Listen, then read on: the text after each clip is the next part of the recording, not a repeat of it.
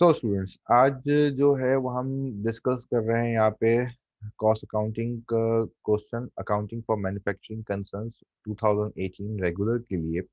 और ये क्वेश्चन जो है कुछ मिसिंग फिगर्स से रिलेटेड है। ठीक है। और मिसिंग फिगर्स के अंदर कुछ चीज़ें, कुछ डाटा यहाँ पे अवेलेबल है, उसको हम देखेंगे कि उस डाटा के हिसाब से हमें क्या क्या चीज़ें जो है वो यहाँ पर कैलकुलेट करनी है। ठीक है। सबसे पहले यहाँ पे जो चीज गिवन है that is the direct labour. ठीक है जी, डायरेक्ट लेबर यहाँ पे गिवन है cost 4,80,000 which is 160% of factory overhead. इसका मतलब यहाँ पे हमारे पास डायरेक्ट लेबर अवेलेबल है और हमारे पास फैक्ट्री ओवरहेड का लिंक भी अवेलेबल है। ठीक है, इसके हिसाब से हम कैलकुलेट कर सकते हैं factory overhead and direct labour के रिलेशन को यूज करते हुए जो भी मिसिंग फिगर है। Cost of goods sold 11,20,000 which is 70% of net sales. ठीक है, यानी इसका मतलब क्या है, cost of goods sold given है और इसका रिलेशनशिप नेट सेल्स के साथ भी गिवन है, तो हम इसको भी कैलकुलेट कर सकते हैं। Selling and administration expenses are 20% of net sales. अगर नेट सेल्स मिल जाएगी तो हम ये सेलिंग एंड एडमिन एक्सपेंसेस भी कैलकुलेट कर सकते हैं। Net purchase of raw material is 4,70,000। Net purchases हमें अवेलेबल है, तो नेट परचेजेस अवेलेबल है तो इसके हिसाब से हमें इन्वेंट्रीज में यहाँ पे दी हुई है रॉ मटेरियल ओपनिंग दी हुई है एंड रॉ मटेरियल एंडिंग यहाँ पे मिस है। ठीक है जी, क्वेश्चन मार्क का मतलब क्या है कि यहाँ पे इसको आपने फाइंड करना है। गुड्स इन प्रोसेस ओपनिंग भी और क्लोजिंग भी गिवन है। Finish goods opening and closing दोनों दी हुई है। हमें बनानी है prepare a statement of cost of goods manufactured and an income statement for the month ended December 31st 2018 with necessary competitions. अच्छा जी, अब नेसेसरी कॉम्पिटिशंस में क्या क्या चीज़ें इन्वॉल्व हो जाती हैं, जब वो चीज़ें हमें यहाँ पे चेक करनी पड़ेंगी तो उसके लिए हमें अपनी स्टेटमेंट अच्छे से याद होनी चाहिए। उस स्टेटमेंट को हमने यहाँ पर आपके सामने जो है वो यहाँ पे रिफ्लेक्ट करा है। ठीक है, that is statement of cost of goods manufactured. और इस statement of cost of goods manufactured के लिए हमने यहाँ पे देखना है कि कौन कौन सी चीज़ें हमें यहाँ पे अवेलेबल हैं और उसके हिसाब से हम यहाँ पे क्या क्या चीज़ें हमें कंपटीशन में डालनी पड़ेंगी जिसकी हमें वर्किंग करने की ज़रूरत है। ठीक है, तो यहाँ हमारे पास सबसे पहले जो है वो मटेरियल बिगनिंग गिवन है और स्टार्टिंग भी हमारे पास क्या होती है, मटेरियल एट स्टार्ट से होती है। इसका मतलब आपके स्टेटमेंट जो है वो तो स्टार्टिंग वैल्यू आपको अवेलेबल है स्टेटमेंट बनाने के लिए। ठीक है जी, देन फिर नेट परचेजेस जो है वो आपको अवेलेबल है। ठीक है जी, आपके पास मटेरियल आपके पास बिगिनिंग की गिवन है, देन उसके बाद आपके पास जो है वो नेट परचेजेस गिवन है। जब नेट परचेजेस इसमें ऐड होंगी तो मटेरियल अवेलेबल फॉर यूज आ जाएगा। मटेरियल एट एंड, ठीक है जी, मटेरियल एट एंड जो है आपके पास ये वाली वैल्यू आपके पास अवेलेबल नहीं है। ठीक है, जब आपके पास मटेरियल एट एंड अवेलेबल नहीं होगा इसका मतलब ये है कि आप जो है वो रॉ मटेरियल यूज्ड की वैल्यू कैलकुलेट नहीं कर सकते। ठीक है, रॉ मटेरियल यूज्ड आपके पास आएगा तभी आप मटेरियल एट एंड कैलकुलेट कर सकते हैं। ठीक है, तो एक चीज तो हो गई मटेरियल एट एंड रिक्वायर्ड है, इसी को कैलकुलेट करने के लिए रॉ मटेरियल यूज्ड कैलकुलेट करना पड़ेगा आपको।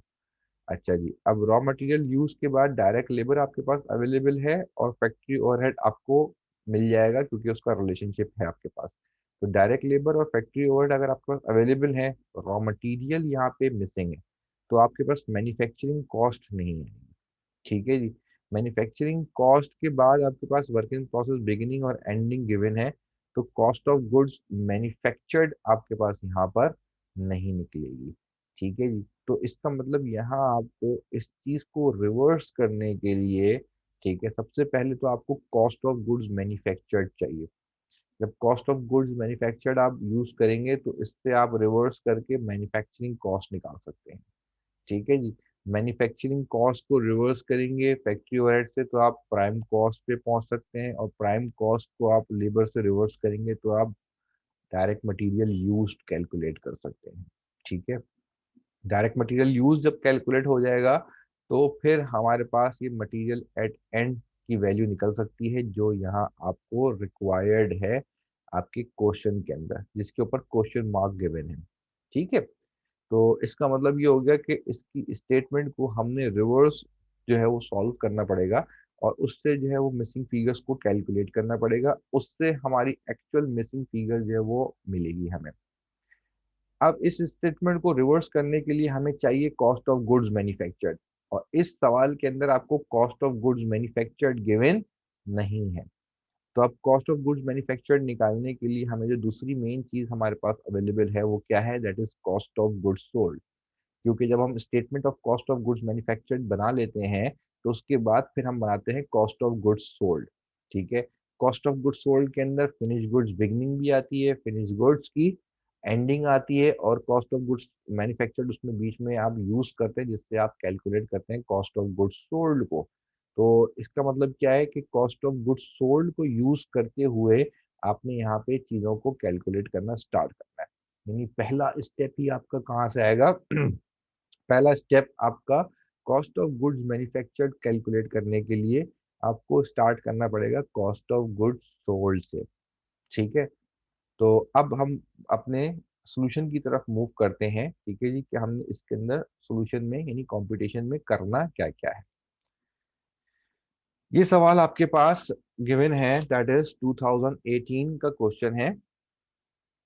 2018 का क्वेश्चन आपके पास, दैट इज 2018 रेगुलर, और इसकी बेसिक्स जो है वो हमने यहाँ पे अभी आपसे डिस्कस कर ली है। और अब इसकी जो कंप्यूटेशन है, अब उस कंप्यूटेशन को हम जो है वो यहाँ पर लेके जाएंगे। अब जब कंप्यूटेशन पे लेके जाएंगे हम यहाँ पर, तो इसकी कंप्यूटेशन के लिए क्या हो जाएगी, पहली कंप्यूटेशन तो मैंने आपको बताई कि विद द हेल्प ऑफ हमने क्या कैलकुलेट करना है, यानी इसको हम लिखते हैं क्या, computation for cost of goods manufactured. क्योंकि हमने जो है वो रिवर्स सॉल्व करना है, और रिवर्स सॉल्व करने के लिए पहली चीज मुझे क्या चाहिए sorry, cost of goods manufactured चाहिए।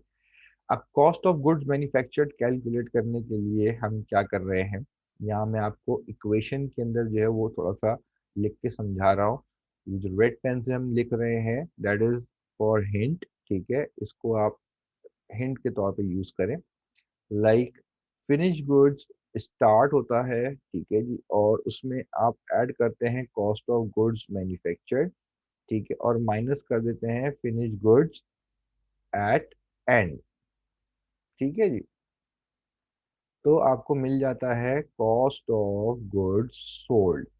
हमें यहाँ पे कैलकुलेट करना है कॉस्ट ऑफ गुड्स मैन्युफैक्चर्ड। तो cost of goods manufactured calculate करने के लिए हमें क्या करना पड़ेगा, कॉस्ट ऑफ गुड्स सोल्ड में फिनिश गुड्स एट एंड को ऐड करना पड़ेगा। ठीक है जी, ये माइनस में है, राइट पे जाके प्लस हो जाएगा। और फिनिश गुड एट स्टार्ट, इसमें से फिर क्या कर देंगे हम, माइनस कर देंगे। ठीक है जी, तो यहाँ आपके पास जो ये इक्वेशंस हैं, इस इक्वेशंस को हम जब सॉल्व करेंगे तो इक्वेशंस को सॉल्व करने के लिए क्या होगा, इस इक्वेशंस को सॉल्व करने के लिए हम अपना वर्टिकल मेथड यूज करते हैं।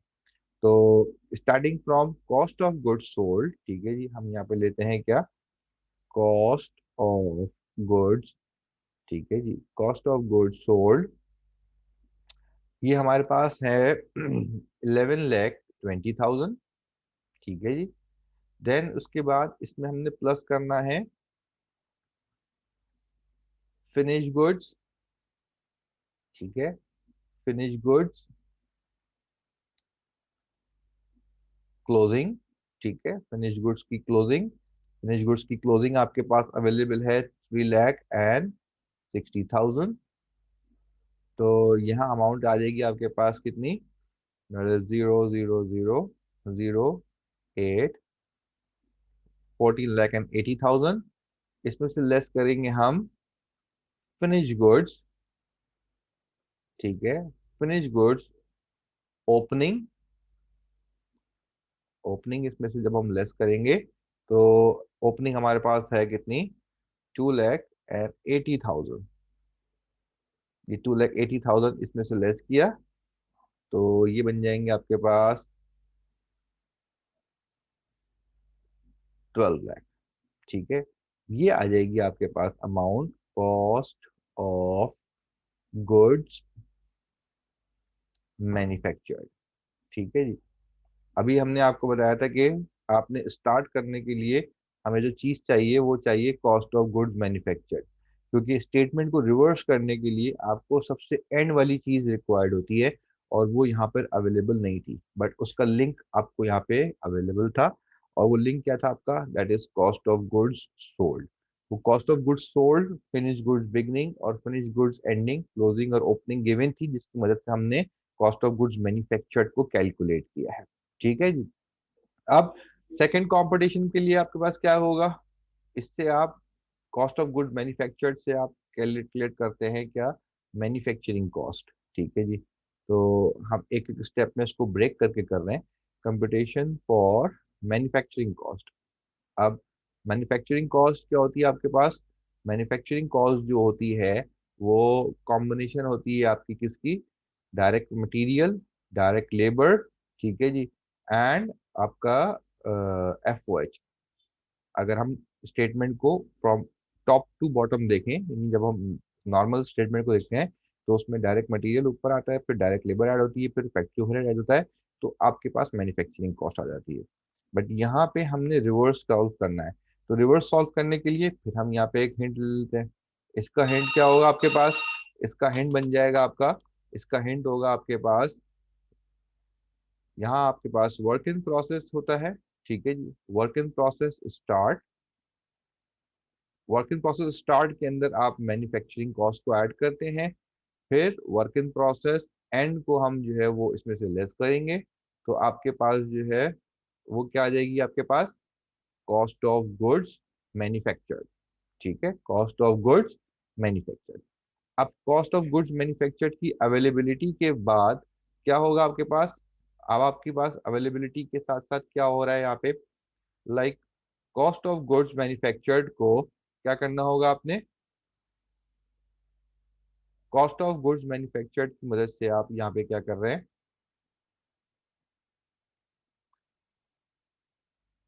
मैन्युफैक्चरिंग कॉस्ट को कैलकुलेट कर रहे हैं। Manufacturing cost equals to cost of goods manufactured, ये माइनस में work in process at end है, ये क्या हो जाएगा? इधर आकर ऐड हो जाएगा, work in process at and start में ऐड हो जाएगा, और work in process eight start जो है वो इस कंपटीशन में लेस कर दिया जाएगा। तो इसकी कंपटीशन क्या बन जाएगी? इसकी कंपटीशन बन जाएगी आपके पास starting from cost of goods manufactured. ठीक है, cost of goods manufactured, cost of goods manufactured था आपके पास 12 लाख। इसमें हमने ऐड करना है, ठीक है, ऐड करेंगे हम क्या? Goods in process.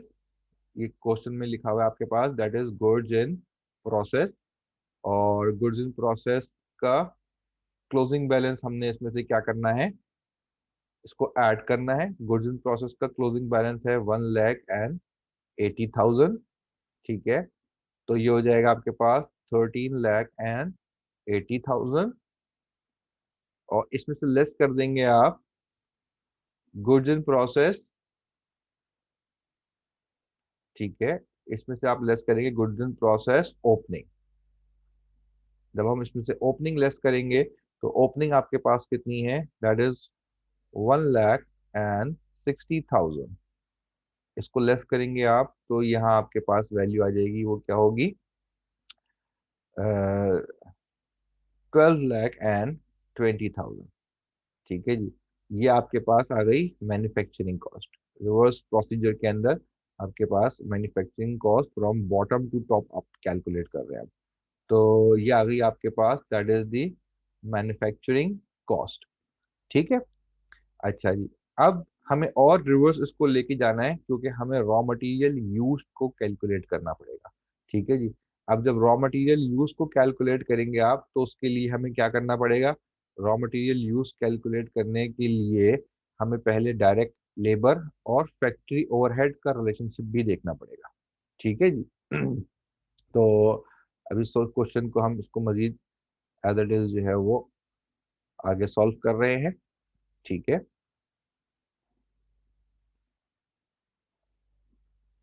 अच्छा, अब इस क्वेश्चन में आपके पास जो चीज गिवन है वो क्या है, नेक्स्ट कंपटीशन हमें जानी है, मैन्युफैक्चरिंग कॉस्ट तक हम पहुंच गए हैं। अब manufacturing is the combination of direct material, direct labour and factory overhead. Direct labour की अमाउंट आपको गिवन है और इसका हमने क्या कैलकुलेट करना है, इससे हमने फैक्ट्री ओवरहेड को पहले कैलकुलेट करना है और फिर रिवर्स सॉल्व करके डायरेक्ट मटेरियल को हम कैलकुलेट करेंगे। तो हम यहाँ पे क्या कर रहे हैं, कंपटीशन लेकर आएंगे किसकी, अब हम यहाँ पे कंपटीशन कर रहे हैं किसकी, फैक्ट्री ओवरहेड के लिए। कंप्यूटेशन फॉर फैक्ट्री ओवरहेड, ठीक है। अच्छा, फैक्ट्री ओवरहेड का रिलेशनशिप आपको गिवन है यहाँ पे, direct labour cost 4,80,000 which is 160% of factory overhead. यानी यहाँ पे रिलेशनशिप जो है वो इन्होंने थोड़ा चेंज करके दिया है आपको। 160% ऑफ फैक्ट्री ओवरहेड का मतलब क्या हो जाएगा, इसको अगर हम लिखेंगे mathematically, 160% of factory overhead is equals to direct labour. ठीक है जी, ये आपके पास वैल्यू आ गई डायरेक्ट लेबर की। अब दैट इज 160%, ठीक है। 160% ऑफ फैक्ट्री ओवरहेड का मतलब क्या होगा, 160% इधर मल्टीप्लाई होता है फैक्ट्री ओवरहेड के साथ, ठीक है जी। और डायरेक्ट लेबर जो है वो यहाँ पे कितनी है, 4,80,000। तो फैक्ट्री ओवरहेड की वैल्यू को कैलकुलेट करने के लिए हमें क्या करना होगा, 4,80,000 को डिवाइड कर देंगे आप 160% से, और इसकी कैलकुलेशन हो जाएगी 400 equals to 480, 4,80,000 multiply by 100 divided by 160, ठीक है जी। यानी इसका मतलब 4 लाख एफ ओ एच की कॉस्ट, एफ ओ एच की कॉस्ट आपके पास आ जाएगी कितनी, 4,80,000, ठीक है जी, multiply by 100 divide by 160, it will become 3 lakh, ठीक है। तो अब मेरे पास क्या आ गया है, मेरे पास यहाँ पर जो है वो डायरेक्ट लेबर भी गिवन है, ठीक है जी, डायरेक्ट लेबर भी आ गई है मेरे पास और फैक्ट्री ओवरहेड भी आ गया है। और मैन्युफैक्चरिंग कॉस्ट जो होती है वो मटेरियल, लेबर और एफओएच तीनों को मिलकर बनती है। अगर मैं लेबर और एफओएच मैन्युफैक्चरिंग कॉस्ट से हटा दूं तो मुझे मिल जाएगी मेरी रॉ मटेरियल यूज्ड की वैल्यू। तो मैं यहाँ पे लेता हूँ, नेक्स्ट कंप्यूटेशन में यहाँ पे ले लेता हूँ, दैट इज कंप्यूटेशन फॉर, ठीक है जी, डायरेक्ट मटेरियल यूज्ड। अब डायरेक्ट मटेरियल यूज्ड की वैल्यू जो है वो क्या होगी हमारे पास, हम पहले ले लेते हैं क्या, मैन्युफैक्चरिंग कॉस्ट, ये जो हमने अभी कैलकुलेट करी थी। मैन्युफैक्चरिंग कॉस्ट हमारे पास थी 12,20,000, ठीक है। इसमें से हम लेस कर देंगे किसको, इसमें से हम लेस करेंगे डायरेक्ट लेबर, ठीक है। डायरेक्ट लेबर विल बी 4,80,000, ठीक है। और इसमें से हम लेस कर देंगे फैक्ट्री ओवरहेड जो हमने अभी ऊपर कैलकुलेट किया। जो रिलेशनशिप आपको गिवन है इसको आप जरा गौर से पढ़ के फिर आपने यहाँ पे लिखना है। डायरेक्ट लेबर लेस हो रहा है 4,80,000 से, और 3 लाख से आप क्या करेंगे, 3 लाख से आप लेस कर देंगे आपका फैक्ट्री ओवरहेड। यानी इसका मतलब हो जाएगा आपके पास 12,20,000 minus 4,80,000 minus 3 lakh, it will become 4,40,000। ये हमारे पास अमाउंट आ गई डायरेक्ट मटेरियल यूज्ड की, ठीक है। डायरेक्ट मटेरियल यूज्ड की वैल्यू हमारे पास यहाँ पर आ गई है।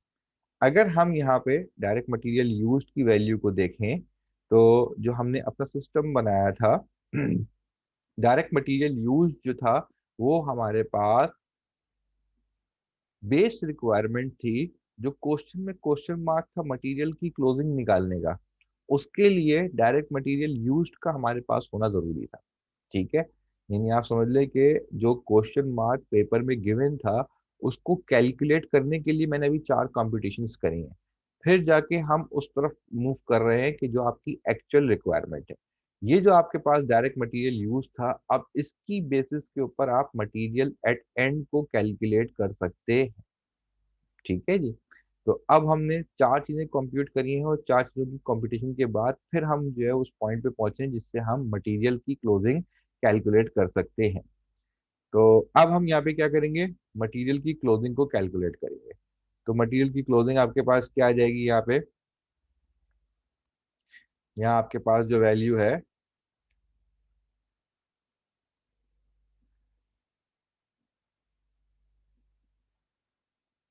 मटेरियल की बिगनिंग हमें 1,40,000 मिल रही हुई थी। ठीक है जी। और उसकी बेसिस पे हम जो है वो कैलकुलेट कर रहे हैं यहाँ पे मटेरियल की एंडिंग वैल्यू। यानी यहाँ पे आप क्या करेंगे, हम यहाँ पे लिखते हैं हमारी जो एक्चुअल कंप्यूटेशन थी वो है computation computation for raw material inventory, raw material inventory closing. ठीक है जी।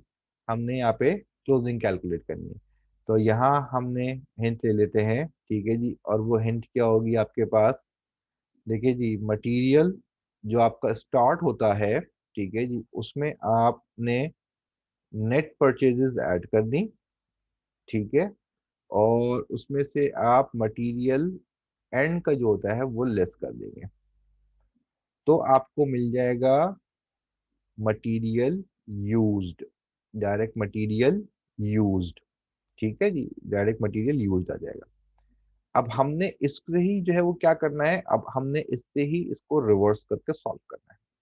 तो अब क्या बन जाएगा, ये हमें कैलकुलेट करना है मटेरियल एट एंड। तो आपका सोल्यूशन बन जाएगा मटेरियल एट स्टार्ट। ठीक है जी। प्लस इसमें करेंगे हम नेट परचेजेस। नेट परचेजेस इसमें जब हमने ऐड कर दी, डायरेक्ट मटेरियल यूज इधर पॉजिटिव है, प्लस में है, इधर आके क्या हो जाएगा, डायरेक्ट मटेरियल यूज यहाँ पे आकर लेस हो जाएगा। ठीक है। और ये मटेरियल एट एंड यहाँ पे माइनस में है, जब हम राइट पे शिफ्ट करेंगे तो मटेरियल एट एंड जो है वो प्लस में आ जाएगा। तो मटेरियल एट स्टार्ट में मैं नेट परचेजेस ऐड करूंगा, और डायरेक्ट मटेरियल यूज्ड को मैं लेस कर दूंगा, तो मुझे मिल जाएगा मटेरियल एट एंड। ये मैं अकॉर्डिंग टू स्टेटमेंट आपको जो है वो एक्सप्लेन कर रहा हूँ। तो मटेरियल एट स्टार्ट, तो हमने लिखा यहाँ पे जो सवाल में लिया हुआ है रॉ मटेरियल। ठीक है जी। रॉ मटेरियल की ओपनिंग, रॉ मटेरियल ओपनिंग आपको गिवन है कितनी, दैट इज 1,40,000। इसमें हमने ऐड करना है क्या, इसमें हमने ऐड करना है नेट परचेजेस को। क्योंकि इस सवाल के अंदर आपके पास मटेरियल रिटर्न नहीं है, ट्रांसपोर्टेशन या फ्रेट नहीं है, इसलिए हम डायरेक्टली क्या करेंगे, नेट परचेजेस को इसमें ऐड कर देंगे। नेट परचेजेस हमारे पास सवाल में गिवन थी, वो थी 4,70,000 की। तो 4,70,000 जब इसमें ऐड करेंगे तो it will become 6,10,000। 470, 570 and 6,10,000। Less करना है इसमें से क्या, डायरेक्ट मटेरियल यूज्ड। ठीक है जी। डायरेक्ट मटेरियल यूज्ड जब हम इसमें से क्या करेंगे, लेस करेंगे, तो डायरेक्ट मटेरियल यूज था आपका कितना, 4,40,000। 6,10,000 में से, ठीक है जी, 6,10,000 में से आपने 440 माइनस कर दिया, इट विल बिकम 1,70,000। ये आ जाएगा आपका रॉ मटेरियल, रॉ मटेरियल। और ये वैल्यू आ गई आपकी रॉ मटेरियल की, that is the closing value. Okay. तो ये आपके पास जो क्वेश्चन के अंदर रिक्वायरमेंट थी, ठीक है जी, ये क्वेश्चन की रिक्वायरमेंट के हिसाब से आपने जो है वो इसको सॉल्व किया। ठीक है। और इसके हिसाब से आपको पता चला कि आपके पास रॉ मटेरियल एट एंड जो है वो कितना है। अब जितनी आपकी मिसिंग फिगर्स थी जो आपके पास अवेलेबल नहीं थी, वो सब आप कंपटीशन में निकाल चुके हैं। तो अब आपने क्या करना होगा, अब आपने जो है वो इसको स्टेटमेंट में, जो मैंने अभी आपको शो करी, ये स्टेटमेंट के अंदर आपने इसको यहाँ पे पुट करना होगा। पहले आ जाएगा रॉ मटेरियल एट स्टार्ट, ये आपके पास अवेलेबल होगा। ठीक है जी। अब ये वाला लेफ्ट वाला जो कॉलम है ये कुछ भी नहीं है, तो ये कुछ नहीं आएगा, डायरेक्ट नेट परचेजेस आएंगी। मटेरियल अवेलेबल फॉर यूज आ जाएगा, मटेरियल एंड भी कैलकुलेट कर लिया आपने, रॉ मटेरियल यूज कैलकुलेट हो गया है, डायरेक्ट लेबर आपके पास अवेलेबल है, प्राइम कॉस्ट भी आ जाएगी। फैक्ट्री ओवरहेड डिस्ट्रीब्यूटेड गिवन नहीं है, आप डायरेक्ट क्या करेंगे, टोटल फैक्ट्री ओवरहेड आपने कैलकुलेट किया, वो यहाँ पुट करेंगे, मैन्युफैक्चरिंग कॉस्ट आ जाएगी। आप क्रॉस चेक करते हो जाएंगे, ये चीज आप कैलकुलेट कर चुके हैं।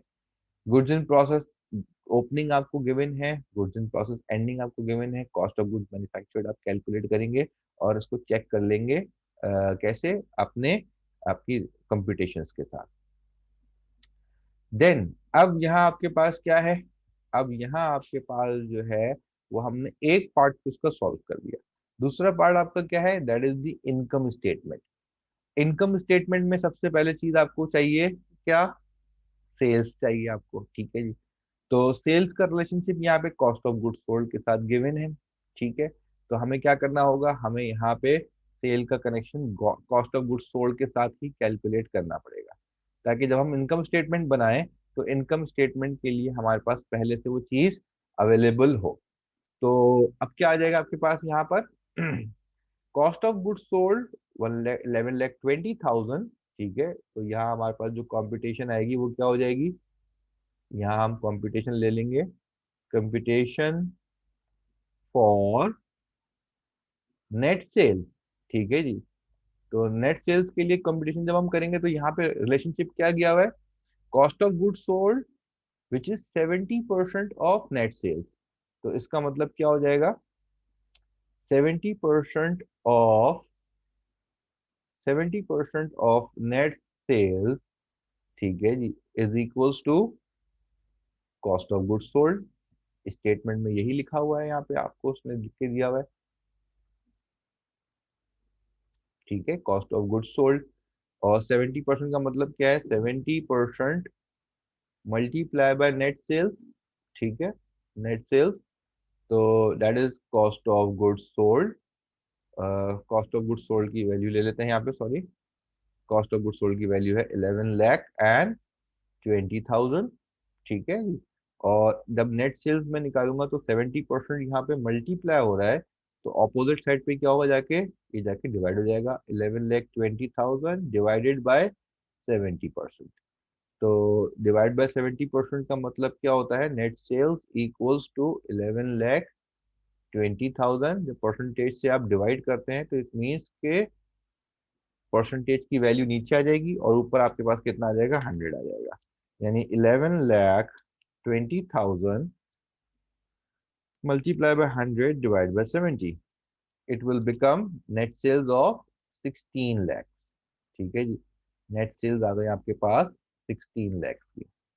ये आ गए आपके पास नेट सेल्स की वैल्यू। इनकम स्टेटमेंट बनाने के लिए आपको सबसे पहले नेट सेल्स चाहिए, cost of goods sold calculate करने के लिए फिनिश गुड्स चाहिए, ओपनिंग क्लोजिंग आपके पास अवेलेबल है, कॉस्ट ऑफ गुड्स मैन्युफैक्चर्ड भी अवेलेबल है, और उससे कॉस्ट ऑफ गुड्स सोल्ड आ जाएगी, ये आपके पास शो हो रही है।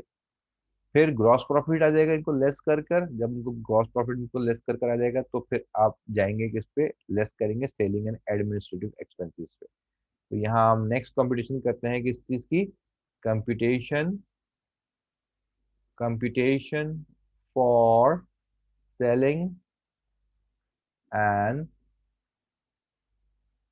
सेलिंग एंड एडमिन एक्सपेंसेस, ठीक है जी। सेलिंग एंड एडमिन एक्सपेंसेस आपको क्या करने हैं यहाँ पे, अब कैलकुलेट करने हैं। और सेलिंग एंड एडमिन एक्सपेंसेस के लिए आपको उसने बताया रिलेशनशिप क्या है, that is the 20% of net sales.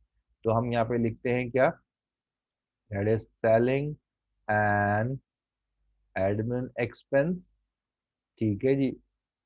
Selling and admin expenses equals to net sales